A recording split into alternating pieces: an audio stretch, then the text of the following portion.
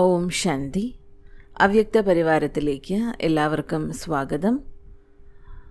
അവ്യക്ത ശാന്തിയിലൂടെ double light ഫരിസ്ത സ്വരൂപത്തിൻ്റെ അനുഭൂതി ചെയ്യുന്നതിനായുള്ള ഇന്നത്തെ വിഷയമാണ് ഫരിസ്ത സ്ഥിതിയുടെ വസ്ത്രം സെക്കൻഡിൽ ധാരണ ചെയ്യൂ. ഇന്നത്തെ അവ്യക്ത സൂചന: സാകാര രൂപത്തിൽ ഒരു വസ്ത്രത്തെ മാറ്റി മറ്റൊരു വസ്ത്രം ധരിക്കുന്നത് പോലെ സാകാര രൂപത്തിൻ്റെ സ്മൃതിയെ വിട്ട് ആകാരി മാലാഖ സ്വരൂപമാകൂ. മാലാഖ വസ്ത്രം സെക്കൻഡിൽ ധരിച്ചോളൂ. ഈ അഭ്യാസം വളരെ സമയത്തേക്ക് വേണം. അപ്പോൾ അന്തിമ സമയത്ത് നമുക്ക് പാസ്സാകുവാൻ സാധിക്കും. ഇപ്പോൾ ഈ വിഷയത്തെക്കുറിച്ച് മോഹിനി ദീദിജിയിൽ നിന്നും കേൾക്കാം. ഓം ശാന്തി. ഒരു തവണ ജ്ഞാനസരോവരത്തിൽ റഷ്യ എന്ന രാജ്യത്തിൽ നിന്നും നൃത്യങ്ങൾ ഉണ്ടായിരുന്നു. 10-12 അഭിനേതാക്കളുണ്ടായിരുന്നു, സഹോദരിമാരാണ്. അതിൽ ഒരു ഡാൻസിൽ തന്നെ പല ഡാൻസുകളും അടങ്ങിയിട്ടുള്ള ഒന്നായിരുന്നു. എനിക്ക് തോന്നുന്നത് 5-6 തരം ഉണ്ടായിരുന്നു എന്നുള്ളതാണ്.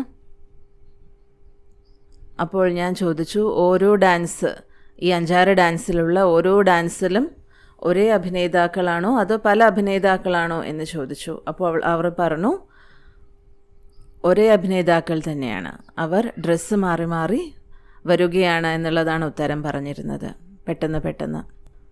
അപ്പോൾ ഞാൻ ചോദിച്ചു, ഇത്ര പെട്ടെന്ന് എങ്ങനെയാണ് ഡ്രസ്സ് മാറുന്നത്? അപ്പോൾ അവർ പറഞ്ഞത്, ഡ്രസ്സ് തയ്യാറാക്കി വെച്ചിട്ടുണ്ട്, പെട്ടെന്ന് തന്നെ ഉള്ളിലേക്ക് പോയി ഒരു വസ്ത്രം മാറി, അതായത് ധരിച്ച വസ്ത്രം മാറി പെട്ടെന്ന് തന്നെ അത് എടുത്ത് ധരിക്കുന്നതാണ്. അപ്പോൾ ഞാൻ പറഞ്ഞു, ഇത് വളരെ ഫാസ്റ്റാണല്ലോ. എനിക്ക് ആ സ്മൃതിയാണ് ഇപ്പോൾ വന്നത്. ബാബ പറയാറുണ്ട്, സെക്കൻഡിൽ വസ്ത്രം മാറൂ. ഇന്നത്തെ അവ്യക്ത സൂചനയിൽ ബാബ പ്രത്യേകിച്ച് പറയുന്നുണ്ട്, സ്മൃതിയിലൂടെയാണ് ഇത് സംഭവിക്കുന്നതെന്ന്. ഒരു സെക്കൻഡിൽ തന്നെ ഫരിസ്ത സ്വരൂപത്തിൻ്റെ ഡ്രസ്സ് ധാരണ ചെയ്യുക, ആ സ്മൃതി കൊണ്ടുവരൂ എന്നാണ് പറയുന്നത്. ഞാൻ ഫരിസ്തയാണ്, ഡബിൾ ലൈറ്റാണ്, അവ്യക്ത ബാബ്ദാദയോടൊപ്പം പാർട്ട് അഭിനയിക്കുന്നതാണ്. ഈ ഒരു സ്മൃതി നമ്മൾ ഉണർത്തുകയാണെങ്കിൽ വസ്ത്രം മാറിയതുപോലെ തന്നെയാണ്, സാകാര സ്വരൂപത്തിൽ നിന്നും ഫരിസ്ത സ്വരൂപം ധരിച്ചതുപോലെ. ബാബ ഉത്തരം പറയുന്നുണ്ട്, ബാബ മനസ്സിലാക്കി തരുന്നുണ്ട്. എന്ത് ചോദ്യമാണോ അതിനുള്ള ഉത്തരം ബാബ തരുന്നുണ്ട്. വിധിയും അതിനുള്ള സിദ്ധിയും ബാബ പറഞ്ഞിരുന്നുണ്ട്. എങ്ങനെയാണോ സാകാര രൂപത്തിൽ ഒരു ഡ്രസ്സ് ചേഞ്ച് ചെയ്ത് മറ്റൊരു വസ്ത്രം ധരിക്കുന്നത്, അതേപോലെ സാകാര സ്വരൂപത്തിൻ്റെ സ്മൃതിയെ ഉപേക്ഷിച്ചുകൊണ്ട് എൻ്റെ പേരിതാണ്, അല്ലെങ്കിൽ എൻ്റെ രൂപം ഇതാണ്, ഞാൻ മാതാജിയാണ്, ഞാൻ കന്യകയാണ്, ഈ ഒരു സ്മൃതിയെല്ലാം ഉപേക്ഷിച്ച് ആകാരി ഫരിസ്ത സ്വരൂപത്തിൻ്റെ വസ്ത്രം ധാരണ ചെയ്യണം. സ്മൃതിയെ മാറ്റുക, ഇതാണ് ഉത്തരം. താങ്കൾ എല്ലാവരും ഇന്നത്തെ ഹോംവർക്ക് അഭ്യാസം ചെയ്യണം. സ്മൃതി സ്വരൂപരായിരിക്കുക. അതും ഒരു സെക്കൻഡിന് കുറവല്ലേ സ്മൃതി ചേഞ്ച് ചെയ്യേണ്ട ആവശ്യമുള്ളൂ, ഒരു സെക്കൻഡിലും കുറവ്. ഞാൻ ഫരിസ്തയാണ്, മാലാഖയാണ്. അപ്പോൾ ബാബ പറഞ്ഞത്, ഫരിസ്ത സ്വരൂപത്തിൻ്റെ ഡ്രസ്സ് ഒരു സെക്കൻഡിൽ ധാരണ ചെയ്ത് കൊണ്ടുള്ള അഭ്യാസം ചെയ്യൂ. ഈ അഭ്യാസം വളരെ സമയത്തേക്ക് നമുക്ക് ആവശ്യമാണ്. അങ്ങനെയെങ്കിൽ മാത്രമേ അന്തിമ സമയത്ത് പാസ്സാകാനായിട്ട് നമുക്ക് സാധിക്കൂ. പല പരിതസ്ഥിതികളും ഇങ്ങനെ വരും. അപ്പോൾ ഈ അഭ്യാസം നാം ദിവസം മുഴുവനും ചെയ്യുകയാണെങ്കിൽ ഏത് പരിതസ്ഥിതിയിലും വിജയിക്കാൻ സാധിക്കും. അനുഭവം ചെയ്യൂ. സാകാര സ്വരൂപത്തിലുള്ള ഭാരം അതിനെ ഇല്ലാതാക്കിക്കൊണ്ട് ഫരിസ്ത സ്വരൂപത്തിൻ്റെ ഭാരരഹിത അവസ്ഥയുള്ള ലൈറ്റായുള്ള പ്രകാശവസ്ത്രത്തിൽ ഞാൻ സ്ഥിതി ചെയ്യാണ്. ഫരിസ്ത അർത്ഥം ആകാശത്തിൽ സ്ഥിതി ചെയ്യുന്നവർ. ഈ ഭൂമിയിൽ എന്തെങ്കിലും ഇങ്ങനെയുണ്ടെങ്കിൽ, അതായത് ഏതെങ്കിലും വസ്തുവായിക്കോട്ടെ, എന്താണെങ്കിലും ബാബയുടേതാണെന്ന് തോന്നുന്നില്ലെങ്കിൽ തീർച്ചയായിട്ടും നമ്മളെ അത് ഭൂമിയിലേക്ക് ആകർഷിക്കും. ആ വസ്തുവിലേക്ക് നമ്മുടെ ശ്രദ്ധ പോകും. പിന്നെ എൻ്റേതാണിത്. അതിനാൽ എന്തു തന്നെ ആയിക്കോട്ടെ, നിങ്ങളുടെ ബാങ്ക് അക്കൗണ്ട് ആയിക്കോട്ടെ, നിങ്ങളുടെ പൈസ ആയിക്കോട്ടെ, എന്തു തന്നെയാണെങ്കിലും, ചെറുതാണെങ്കിലും വലുതാണെങ്കിലും, വാല്യുബിൾ വസ്തുവാണെങ്കിലും ചില സമയത്ത് നമ്മളിത് സൂക്ഷിച്ച് വെക്കാറുണ്ട്. ആ സൂക്ഷിച്ച് വെച്ച വസ്തുവിലേക്ക് പെട്ടെന്ന് നമ്മുടെ ബുദ്ധി പോകും. ബുദ്ധി പോയി അർത്ഥം എന്തായി? താഴോട്ട് ആകർഷണം വന്നു ഭൂമിയിലേക്ക്.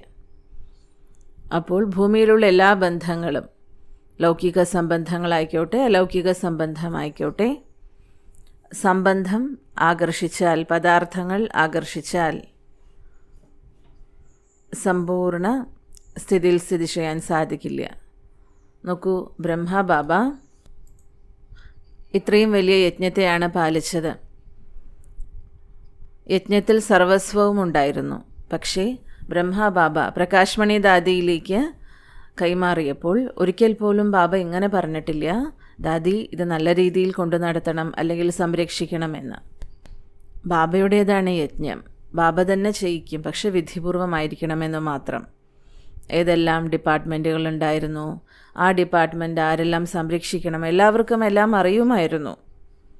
അതിനാൽ ബാബ അവ്യക്തമായ സമയത്ത് പ്രകാശ്മണി ദാദിജിക്ക് ബാബ തൻ്റെ കൈകൾ നൽകിയ സമയത്ത് അവസാന ദിനം ദാദിക്ക് ആശ്ചര്യം തോന്നി. ആദ്യം ദാദി ഇങ്ങനെ പറഞ്ഞിരുന്നു, അയ്യോ ബാബ എന്നോടൊന്നും പറഞ്ഞില്ലല്ലോ നേരത്തെ പോകണോ എന്നുള്ളത്. പക്ഷേ കാര്യവ്യവഹാരങ്ങൾ ആരംഭിച്ച സമയത്ത് ദാദിക്ക് ഇങ്ങനെ ഫീൽ ചെയ്തു, എല്ലാം വ്യവസ്ഥിത രൂപത്തിലാണ് നടന്നുകൊണ്ടിരുന്നത്. എല്ലാവർക്കും ബാബ ഉത്തരവാദിത്തങ്ങൾ ഏൽപ്പിച്ചു പോയതുപോലെ തോന്നി. എല്ലാവരും ഉത്തരവാദിത്തം വളരെ നല്ല രീതിയിലാണ് ചെയ്തുകൊണ്ടിരുന്നത്. ഒരിക്കൽ ജാനകി ദാദിജിയോട് ഞങ്ങൾ ചോദിച്ചിരുന്നു, ഇത്രയും കാര്യവ്യവഹാരങ്ങളുണ്ട്, നമ്മുടെ ഒരുപാട് സമയം അതിൽ തന്നെയാണ് പോകുന്നത്, ഈ ഒരു കാര്യം നമുക്ക് മറ്റു സേവനത്തിൽ ചെയ്യാൻ പറ്റുമോ എന്ന്. അപ്പോൾ ദാദി പറഞ്ഞത്, ഒരു സിസ്റ്റം ഉണ്ടാക്കി വെച്ചിട്ടുണ്ടല്ലോ, നിങ്ങൾ സംരക്ഷിച്ചാൽ മാത്രം മതി. അപ്പം അങ്ങനെയെങ്കിൽ മറ്റു സേവനവും ഈ സിസ്റ്റത്തിനനുസരിച്ച് പോയിക്കോളും. വിധി ഉണ്ടാക്കിയിട്ടില്ലെങ്കിൽ കാര്യങ്ങൾ നടക്കുകയില്ല. അതിനാൽ സ്മൃതിയുടെ പരിവർത്തനം വളരെ ആവശ്യമാണ്. സ്മൃതി അന്തിമ സമയത്ത് എങ്ങോട്ടും പോകരുത്. വളരെ ഉയർന്ന ലക്ഷ്യം തന്നെയാണ്. അഭ്യാസത്തിലൂടെ മാത്രമേ മുന്നോട്ട് പോവുകയുള്ളൂ. നിങ്ങൾ നോക്കൂ, എവിടെയെല്ലാം ആവശ്യമുണ്ടോ, താങ്കളുടെ ബുദ്ധി പോകാൻ സാധ്യതയുള്ള എവിടെയെങ്കിലും സ്ഥലങ്ങളുണ്ടോ, സാഹചര്യങ്ങളുണ്ടോ എന്ന് നിങ്ങൾ പരിശോധിക്കൂ. ബാബ ചില സമയത്ത് പറയാറില്ലേ, എല്ലാം നമ്മൾ ദാനം ചെയ്യുന്നുണ്ട്, സേവനത്തിന് ഉപയോഗിക്കുന്നുണ്ട്, പക്ഷെ അവനവന് വേണ്ടി കുറച്ച് നമ്മൾ എടുത്തും വെക്കുന്നുണ്ട്. ആ സൂക്ഷിച്ച് വെച്ചതിലേക്കാണ് നമ്മുടെ മനസ്സും ബുദ്ധിയും പോകുക. അതിനാൽ അവസാന സമയത്ത് ബാബയുടെ ഓർമ്മ വരണമെങ്കിൽ ഇതിനായി നമ്മൾ ധാരാളം അഭ്യാസം ചെയ്യണം. ബാബയുടെ ഓർമ്മ എനിക്ക് അവസാന സമയവും ഉണ്ടായിരിക്കണം. അതിനുള്ളൊരു ഉദാഹരണം ബ്രഹ്മബാബ തന്നെ നമുക്ക് മുന്നിലുണ്ടല്ലോ. ബ്രഹ്മബാബ ഓരോ കാര്യത്തിലും ഒരു ഉദാഹരണ മൂർത്തിയായിരുന്നു. ബാബ എപ്പോഴും പറയാറുണ്ട്, ഞങ്ങൾ അങ്ങോട്ട് പോകുന്ന സമയത്ത് പാണ്ഡവ ഭവനിൽ ആ സമയങ്ങളിൽ 2-3 പുതിയ പ്രൊജക്റ്റ് ആരംഭിച്ചിട്ടുണ്ടായിരുന്നു. ആർക്കാണോ അതിന് ഉത്തരവാദിത്വം കൊടുത്തിരുന്നത്, ആ പ്രൊജക്റ്റിനെ കുറിച്ച് ബാബ അവ്യക്തമായതിനു ശേഷം ആർക്കാണോ അതിന് ഉത്തരവാദിത്വം കൊടുത്തിട്ടുള്ളവർ, ആ നിമിത്തമായിട്ടുള്ളവർ ദാദിക്ക് കേൾപ്പിച്ചിരുന്നു. അതിലൊരു കാര്യം, ഒന്ന് കിണർ കുഴിക്കുന്നതിനെക്കുറിച്ച്, പിന്നെ എണ്ണയുടെ ടാങ്ക് ഉണ്ടാക്കുന്നതിനെക്കുറിച്ച്. ദാദി ബോംബെയിലല്ലേ ഉണ്ടായിരുന്നത് അവ്യക്തമാകുന്നതിന് മുൻപ്, ബാബ അവ്യക്തമാകുന്നതിന് മുൻപ്. ദാദിക്കൊന്നും അറിഞ്ഞിരുന്നില്ല ഈ കാര്യങ്ങളെക്കുറിച്ച്. ആത്മീയ രൂപത്തിൽ ദാദിയുടെ സ്ഥിതി, പാലന, ആത്മീയ സ്നേഹം, ബാബയോടുള്ള നിശ്ചയമെല്ലാം വളരെ ദൃഢമായിരുന്നു, പ്രത്യക്ഷമായിരുന്നു. അതിലൂടെ ധാരാളം സേവനങ്ങൾ നടന്നിരുന്നു. പക്ഷേ സ്ഥൂല രൂപങ്ങളിലും ഒരുപാട് സേവനങ്ങൾ ചെയ്യണമല്ലോ. ഞാനും എപ്പോഴും ചിന്തിക്കാറുണ്ട്, ആത്മീയ രീതിയിൽ നോക്കുകയാണെങ്കിൽ നമുക്ക് യജ്ഞത്തിൽ നിന്നാണ് സർവ്വപാലനകളും ലഭിക്കുന്നത്, ഭോജനവും സർവ്വസൗകര്യങ്ങളും. തീർച്ചയായിട്ടും നമ്മൾ യജ്ഞസേവനവും ചെയ്യണമല്ലോ. എന്നാൽ ഏതൊരു കാര്യവും ട്രസ്റ്റി ആയിട്ട് ചെയ്യണം.